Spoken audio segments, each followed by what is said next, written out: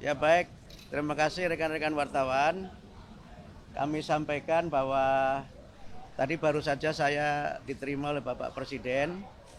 Kami menyampaikan beberapa hal yang berkait dengan kebijakan Kementerian Pendidikan Dasar dan Menengah dan juga beberapa kegiatan yang kami akan laksanakan dalam waktu dekat. Yang pertama, kami akan menyelenggarakan puncak peringatan Hari Guru Nasional 2024 yang insya Allah diselenggarakan tanggal 28 November jam 3 sampai jam 5 di Velodrome Rawamangun. Dan kami tadi menyampaikan kesediaan Bapak Presiden untuk dapat membuka dan memberikan pengarahan dalam acara puncak Hari Guru Nasional 2024 dengan tema Guru Hebat Indonesia Kuat. Yang dalam acara tersebut nanti akan disampaikan peningkatan kesejahteraan guru non ASN sebesar 2 juta rupiah dan peningkatan untuk gaji guru ASN sebesar gaji pokok yang mereka miliki. Nanti akan disampaikan pada saat puncak peringatan Hari Guru. Kemudian yang kedua, kami menyampaikan terkait dengan beberapa yang menjadi kebijakan kami untuk pembelajaran coding sebagai ekstrakurikuler, sebagai kurikulum atau mata pelajaran pilihan di sekolah. Yang dimulai dari sekolah dasar, mungkin nanti kita akan kaji apakah mulai dari kelas 4 atau seterusnya. Dan itu bisa kita selenggarakan sebagai bagian dari materi pelajaran pilihan di sekolah. Dan Pak Presiden sangat mendukung untuk pembelajaran coding di sekolah. Kemudian yang ketiga, ini yang mungkin sangat ditunggu oleh teman-teman wartawan terkait dengan PPDB zonasi. Tadi kami bahas secara khusus dengan Bapak Presiden. Kami menyampaikan hasil-hasil kajian yang sudah kami lakukan dengan para kepala dinas pendidikan di seluruh Indonesia beberapa waktu yang lalu, dan juga kajian para pakar dan juga audiensi kami dengan beberapa stakeholder penyelenggara pendidikan. Nah, intinya terkait dengan PPDB, Pak Presiden meminta atau menugaskan kami untuk memperdalam kembali kajian pelaksanaannya, dan nanti keputusan terkait dengan pelaksanaan PPDB akan dibahas secara khusus dalam sidang kabinet. Jadi sekarang kami masih memperdalam kembali kajian tentang PPDB zonasi, dan nanti hasilnya akan kami sampaikan kepada Bapak Presiden dan keputusannya akan ditetapkan dalam sidang kabinet. Saya kira demikian dapat kami sampaikan. Terima kasih. Ya.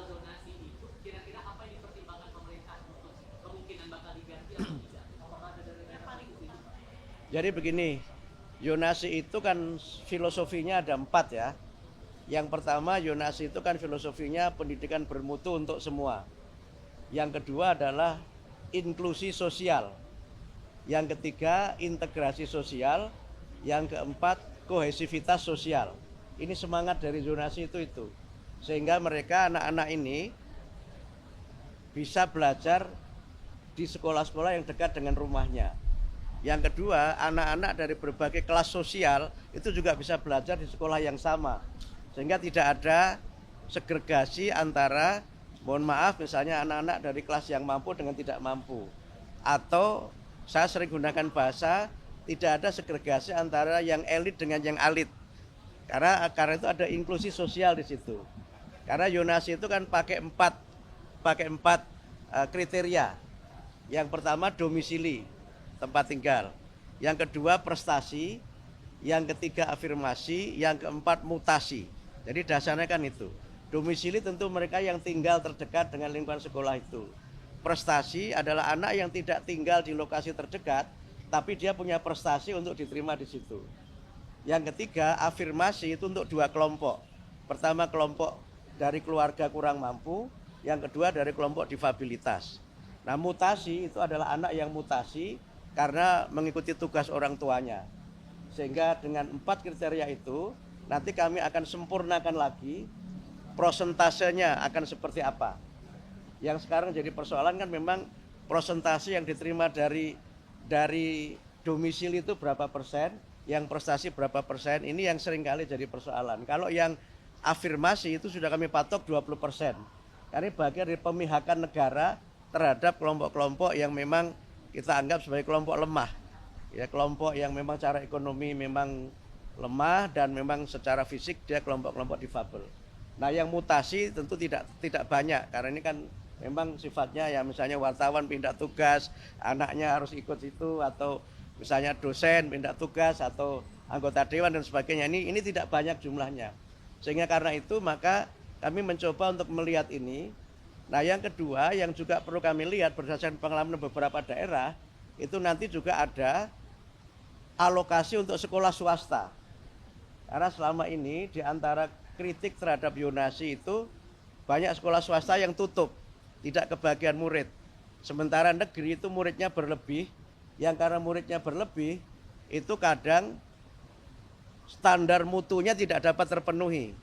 Karena rasio guru dan murid menjadi tidak seimbang, sarana dan prasarana juga menjadi tidak dapat tersedia dengan sebaik-baiknya.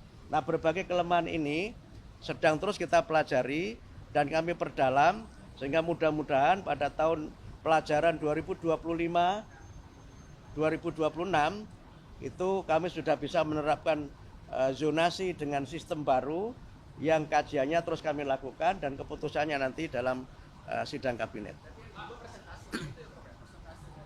Tidak hanya persentase, tapi juga nanti bagaimana sekolah-sekolah swasta juga.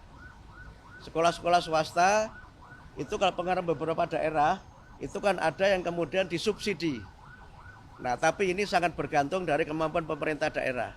Ada juga yang misalnya negeri dibatasi tapi swastanya dilihat akreditasinya. Nah, ini nanti berbagai skenario dan praktek baik yang ada di provinsi-provinsi itu yang coba nanti kita perdalam lagi dan nanti kemudian akan kita ambil kebijakan zonasi sehingga ya dapat mencapai 4 idealisme tadi itu. Pendidikan bermutu untuk semua, kemudian integrasi, inklusi dan kohesi sosial.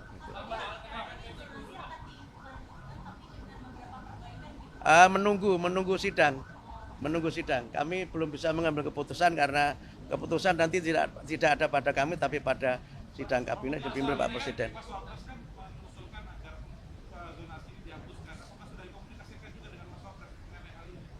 Kami belum bertemu dengan Mas Wapres soal ini. Kami baru menyampaikan pada Pak Presiden karena kami sudah memang sudah menyampaikan untuk bertemu sudah cukup lama dan minta beliau untuk hadir di acara puncak Hari Guru itu.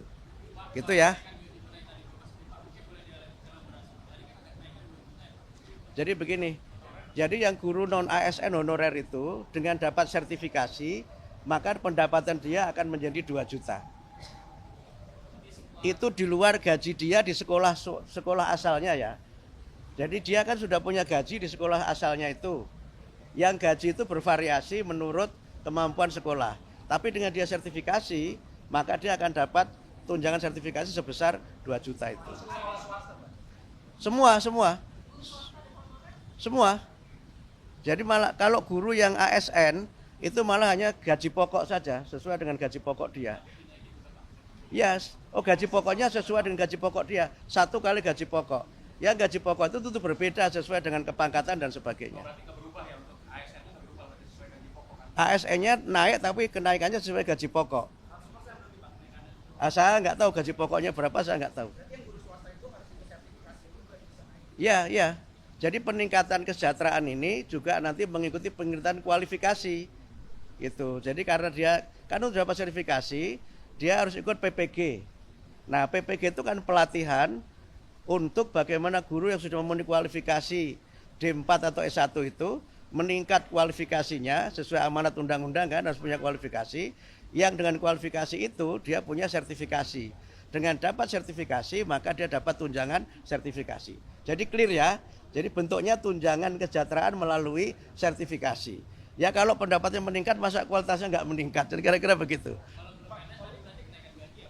Guna PNS itu kenaikan gaji sesuai dengan gaji pokok.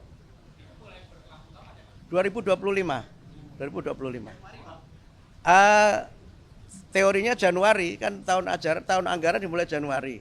Tapi realisasinya nanti tergantung dari bagaimana pencairan dana dari Kementerian Keuangan. Soal mata pelajaran coding itu sejauh ini adakah daerah-daerah yang bakal diprioritaskan untuk program itu? Infrastrukturnya juga, Pak? Belum pakai prioritas, tapi kami sudah melakukan kunjungan ke beberapa sekolah yang ternyata sudah banyak yang menyelenggarakan coding. Saya ke Medan, di Jakarta, beberapa tempat, bahkan tadi juga baru saja ada acara, malah ada gerakan perempuan untuk pengembangan coding di sekolah itu. Nah ternyata coding itu variasinya ada 3. Pertama ada coding yang dia online, yang dia memang internet based. Yang kedua ada coding yang dia unplug, yang dia tidak pakai internet, tapi ada paketnya yang sudah khusus. Yang ketiga ada coding yang unplug dan tidak ada paket khusus, tapi berupa alat-alat permainan bisa dikembangkan sendiri. Sehingga dengan variasi ini kami melihat di lapangan prakteknya coding itu diselenggarakan dalam 2 mata pelajaran. Yang dia online itu di mata pelajaran teknik informatika. Tapi yang tidak itu bisa di mata pelajaran keterampilan. Sehingga dia bisa saja coding ini tidak menambah mata pelajaran, hanya merubah isi mata pelajaran yang sudah ada. Nah, dengan cara begitu maka kami mungkin tidak perlu menambah guru, tapi hanya melatih guru yang mengajar coding. Gitu. Karena kan hubungannya dengan infrastruktur dan kebanyakan infrastruktur yang mendukung itu kebanyakan di sekolah-sekolah yang ada di perkotaan, Pak. Enggak selalu. Ada yayasan Sukma itu di Palu, di satu kota di mana di Sulawesi Tengah. Jadi enggak selalu di kota, karena kalau dia unplug, tidak usah pakai internet, dia bisa di mana saja.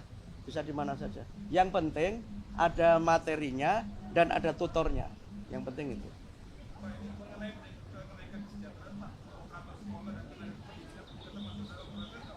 Itu belum yang termasuk yang nanti, tapi kami usulkan itu untuk mudah-mudahan bisa diakomodir dari usulan kami untuk peningkatan tambahan anggaran di kementerian. Tapi yang sekarang disetujui DPR, yang sudah diketok beberapa waktu yang lalu, itu belum termasuk itu. Tapi termasuk kami usulkan untuk tambahan anggaran yang mudah-mudahan nanti bisa disetujui oleh DPR. Belum. Yang di Kemenak belum. Kami sudah ketemu dengan Menteri Agama, tetapi untuk yang Kemenak itu belum karena belum masuk kuota di tahun 2025 ini. Jadi yang 606 guru itu semuanya guru yang mengajar di sekolah. Yang untuk Kemenak nanti kami hitung lagi dan kami matangkan lagi karena ini menyangkut skema anggaran lintas kementerian. Gitu ya. Terima kasih ya. Terima kasih.